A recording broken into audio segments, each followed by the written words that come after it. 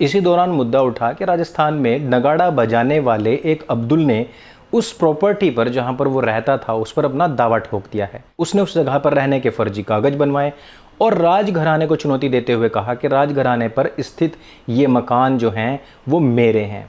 अब्दुल कुछ भी गलत नहीं कर रहा, कुछ भी नया नहीं कर रहा है। अब्दुल ने वही किया है जो हर एक अब्दुल ने किया है और उसके पूर्वजों ने किया है।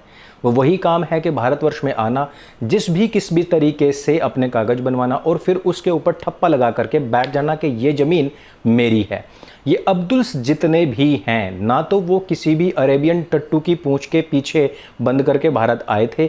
मैं वास्तविकता मानता हूँ कि ये सारे के सारे कन्वर्टेड ब्रीड हैं, लेकिन काम क्या करते हैं? काम यही करते हैं कि आप तो भाईचारा और डीएनए एक बता करके गणपति के सामने नगाड़ा बजाने की अनुमति देते हैं, चवन्नी फेंक देते हैं, लेकिन वही व्यक्ति कल कागज बनवा करके आता है ये कहते हुए पहले कि मैं कागज नहीं दिखाऊंगा, लेकिन फर्जी कागज बनवा करके आता है और उसी गणपति के सामने की ज़मीन पर अपना दावा ठोक देता है और आप डीएनए की पीपनी बजाते रह जाते हैं।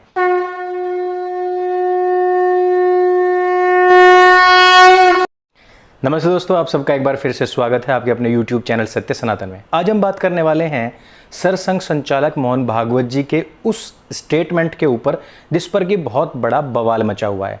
लोग कह रहे हैं कि कहां से हमारा और मुसलमानों का डीएनए एक हो गया।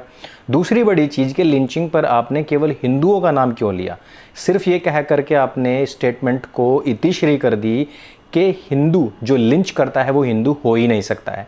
दूसरी तरफ जो गौ रक्षक जिनकी लिंचिंग की गई, जिनको मारा गया, बेगुनाह लोगों को सताया गया, तड़पाया गया, उनकी लिंचिंग करने वाले लोगों के विषय में आपने कुछ भी क्यों नहीं कहा? यहाँ पर ये बात स्पष्ट कर देने योग्य है कि जब सबका डीएनए एक है तो ये नहीं कहा जा सकता कि आप सिर्फ और सिर्फ हिंदुओं के ही सरसंघ संचालक हैं। जब सबका डीएनए एक है तो आप सबके हैं, और आप यदि सबके हैं तो नसीहत ही देनी है तो आप सबको दे सकते थे। दूसरी बड़ी चीज़ जो कि मुझे लगती है वो ये लगती है कि एक वो व्यक्ति जो गाय को रोटी खिलाता है और दूसरा जो गाय की बोटी को अपनी रोटी के साथ में खाता हो, इन दोनों का डीएनए एक कैसे हो सकता है? तीसरी महत्वपूर्ण चीज़ ये है कि जो हमने अपनी परंपराओं को निभाया, 5 गोत्र बचा करके विवाह किया, हमारे ऋषियों की ये परंपरा बहुत बड़ी रिसर्च पर आधारित थी जिसके आधार पर ही हम अपना डीएनए सुरक्षित रख पाए। लेकिन दूसरी तरफ वो हैं जिन्होंने अपनी सगी बहनों से, अपने चाचा, ताऊ, नाना, मामा, फूफा की बेटियों से, इन सब से विवाह किया, जिन्होंने रिश्तों को तार तार कर दिया, जिन्होंने जातिवाद को बरकरार रखने के लिए आज भी अपने सरनेम मलिक, त्यागी, चौधरी, राणा तो लगाते रहे। लेकिन अगर आज आप उन्हें ये कहें कि हमारा तुम्हारा डीएनए एक है तो गोत्र भी जरा उनसे पूछ करके देख लीजिए। गोत्र परंपरा आपको कहीं पर भी नहीं मिलेगी। आजकल के साइंटिस्ट भी इस बात को मानते हैं कि गोत्र परंपरा थी ही हमारे डीएनए को सुरक्षित रखने के लिए, लेकिन उन लोगों ने तो अपने पूरे डीएनए का ही सत्यानाश कर डाला है। अब ऐसे में जब डीएनए वहां पर पूरी तरीके से कुपित और विरूपित हो चुका है तो हमारे डीएनए उनके डीएनए के साथ में मैच कैसे हो सकते हैं? या तो आप अपने ऋषियों की परंपराओं पर संदेह जता रहे हैं कि उनकी जो ऋषि परंपरा थी जिसमें कि उन्होंने अपने डीएनए को सुरक्षित रखने के लिए 5 गोत्र कम से कम बचाने की जो प्रावधान था, जो प्रेरणा दी थी, जो परंपरा शुरू की थी, जो सभ्यता स्टार्ट हुई हम सब लोगों में, या तो वो ही एकदम बेमानी है या तो वही बेकार है। फिर तो यही लोग ठीक हैं जो अपने आपस में रिश्तेदारियों में अपनी बहनों से भी निकाह कर लेते हैं। अब निकाह का जो शाब्दिक अर्थ है उसको यहाँ पर एक्सपोज करने का वक्त नहीं है। मैं आपको बहुत पहले इस विषय में बता चुका हूँ कि उसका वास्तविक अर्थ क्या होता है, लेकिन फिर भी वही लोग फिर तो ज़्यादा बेहतर है, क्योंकि वो सारी मलेच्छगर्दी करने के बाद भी यदि उनका डीएनए हमारे बराबर है फिर भी वो हमारे ही समकक्ष आकर के खड़े हुए हैं तो हम लोग तो मूर्ख ही रहे। इसका मतलब सबसे बड़ी बात कि डीएनए एक है, भाईचारा आपने बना के रखना है, गंगा जमजमी तहजीब को एक साथ में लेकर के आना है। किनके मंच पर खड़े होकर ये आप बात कर रहे हैं? कहाँ पर खड़े होकर के बात कर रहे हैं? आज पूरा भारतवर्ष लव जिहाद में फंसा हुआ है, गौकशी होती है। आज मतांतरण, धर्मांतरण बहुत जोरों पर है।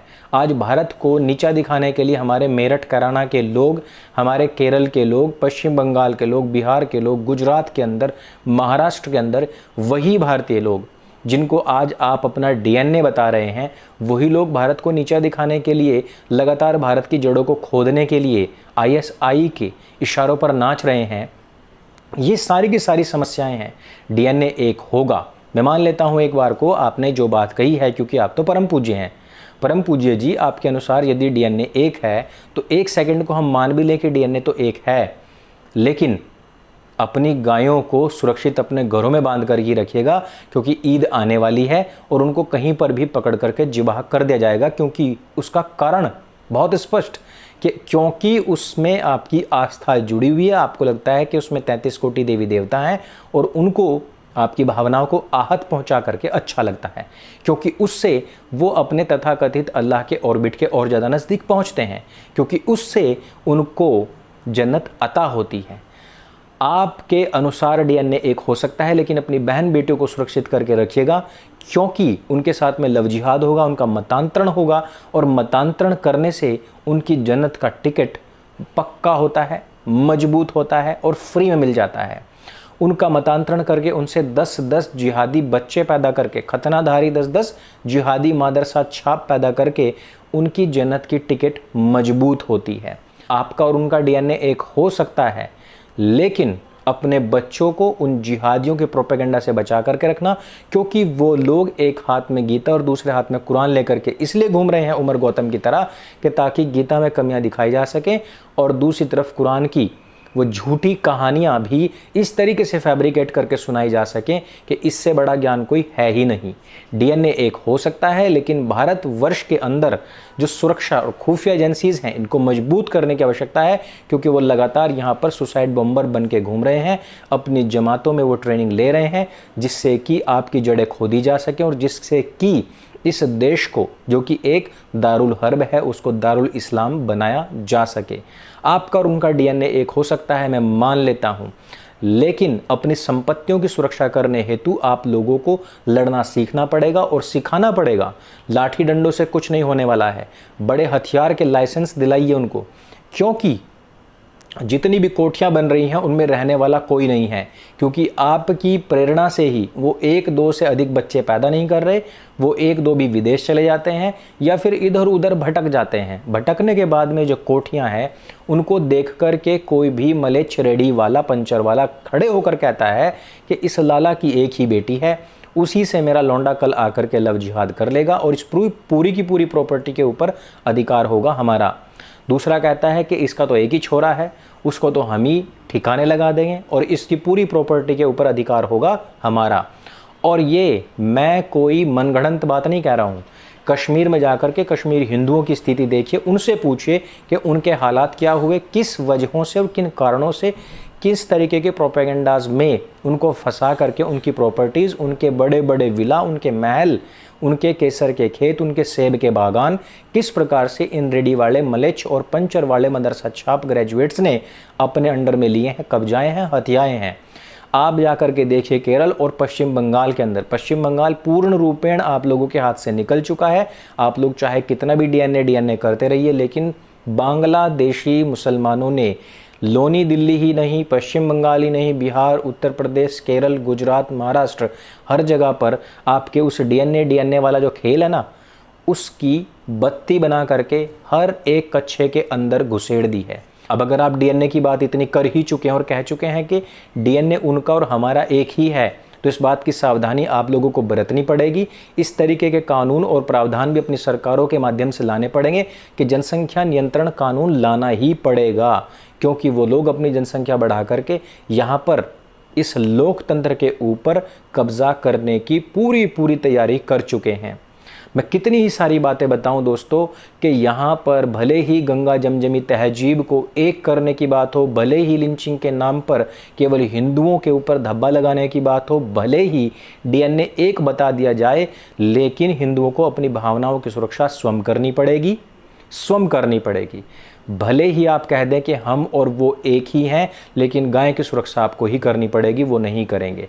भले ही एक कहें, लेकिन अपनी बहन बेटियों की सुरक्षा आपको स्वयं करनी पड़ेगी, वो नहीं करेंगे। भले ही एक डीएनए बताया जाए, लेकिन आपकी प्रॉपर्टीज़ की सुरक्षा आपको खुद करनी पड़ेगी, क्योंकि वो लोग कश्मीर में करके दिखा चुके हैं कि भाई साहब आप भले ही कितना भी राग अलापिए, आप भले ही कहिए कि अजान के वक्त अपनी भागवत को बंद कर दीजिए, क्या फ़र्क पड़ता है, लेकिन उन लोगों को फ़र्क पड़ता है, क्योंकि उनका जो जिहाद है वो यूं ही कंटिन्यूसली चलता रहेगा। एक हाथ से ताली बजाने की भरपूर कोशिशें पिछले 70 साल में कांग्रेस, मोहनदास करमचंद गांधी और नेहरू चाचा ने कर ली हैं। अब आप उनके पीछे पीछे उनकी लाठी को पकड़कर चलने का प्रयास ना करें, क्योंकि उसका दंश हम आज तक झेल रहे हैं। आज का युवा आपके इस स्टेटमेंट से बहुत आहत हुआ है, और ख़ास तौर पर वो जो आपसे जुड़ा हुआ है। मुझे इससे कोई फ़र्क नहीं पड़ता है, क्योंकि मैं इस विषय में बहुत पहले से स्पष्ट हो चुका हूँ। मैंने बहुत समझाने के भी प्रयास किए हैं कुछ लोगों को, लेकिन वो उल्टा आकर के मुझे बताने लग जाते हैं स्ट्रैटेजी है, यूपी इलेक्शन आ रहा है। यूपी इलेक्शन में देखना ये मास्टर स्ट्रोक का काम करेगा। भाई, मैं उत्तर प्रदेश का हूँ और मुझे ये मास्टर स्ट्रोक नहीं बल्कि बैकफायर लगता है। इस तरीके के स्टेटमेंट से बचना चाहिए।